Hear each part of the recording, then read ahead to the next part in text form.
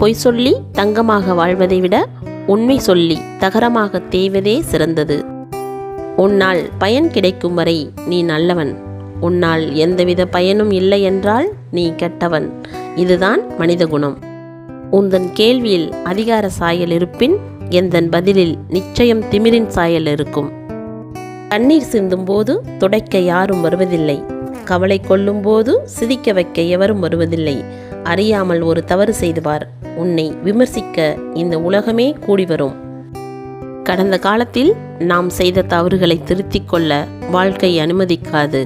ஆனால் அது ஒவ்வொரு நாளும் நமது கடந்த காலத்தை விட சிறப்பாக வாழ அனுமதிக்கிறது.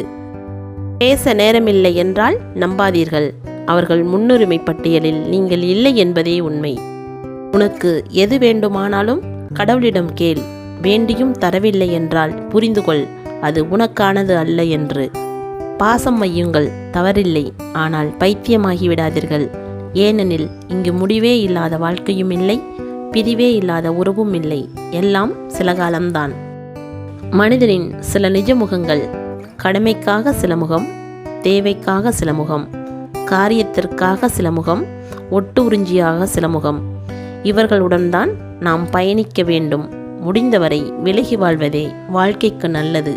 உலகில் மிக எளிமையானது பிறரிடம் குறை காண்பது, உலகிலேயே மிக கடினமானது தன் குறையை தானே உணர்வது.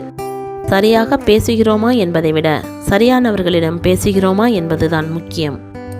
கோபத்தை தூண்டி உன்னையே கொந்தளிக்க செய்து பேசக்கூடாததை பேச வைத்து உன்னையே குற்றவாளியாக்கும் உறவுகளுக்கு நீ கொடுக்க வேண்டிய தண்டனை மௌனமே.